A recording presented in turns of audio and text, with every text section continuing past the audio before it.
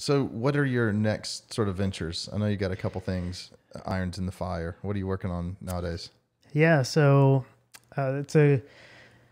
some of the folks at SimpliVity, some of these, the founding fathers, if you will, from the technology, and SimpliVity really had the superior technology. They had this control plane that was able to take and dedupe and compress I/O once and forever globally, which is this amazing thing at the time.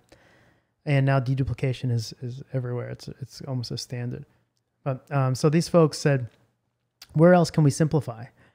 Well, people are moving to the cloud, like we mentioned earlier. And if you look at the pace that people are moving from the cloud, the biggest obstruction is really the ability to automate cloud infrastructure. So today, if you had infrastructure on premises, you knew how to manage bare metal servers and storage. And with the age of virtualization, you can provision multiple servers and storage and automate on premises. When you move to the cloud, you basically have to go back to writing code by hand. And it's a lot of code. So there's companies out there that said, well, let's package some of that code, like Terraform by HashiCorp, and they package some of it, but it's still like just to draw out 4 lines of infrastructure, like what network ports I want open, what firewall I want. That's really difficult to do. Yeah. And it's about 202 lines of code just for that.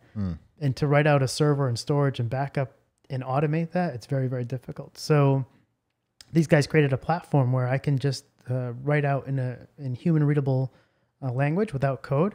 I want a server and I want this much storage and I want this memory and I want this compute. I want this network port open. I want this firewall. I want this security posture. And we would take that and we'd be able to deploy it in any cloud. Awesome. Yeah. So does it have the ability to spin up and pull down servers automatically? Yes. Or is it just for turn up? So you can actually do, it's a platform that allows you to do it's a full SaaS platform. So think of it as you build blueprints, and I'll use the blueprint analogy. So today I want to build a 4-bedroom, 2-bath house in the cloud.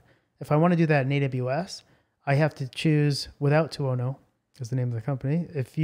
I have to choose the nails, I have to choose the screws, the type of shingles, the type of lumber, the type of cement for the foundation. It's very, very specific. I have to lay all that out.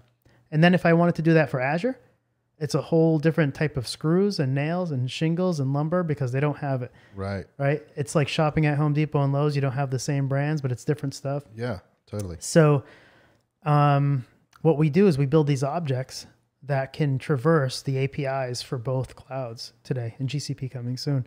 So now I can just say I want a 4-bedroom, 3-bath house, and I want it in Azure, or I want it in AWS, or I want it in both, and it will just go there. That's awesome. And it'll be all built out. You don't have to write out the code. And it does drift management. So let's say somebody comes along and uses that blueprint, and they add another bedroom, or they add another bathroom. They say, hey, Chad, you're adding bedrooms, and do you want to change the blueprint? Or do you want to create another blueprint? Or you want to just have a version? How do you want, some place to secure all the secrets? Like, what do you want to do?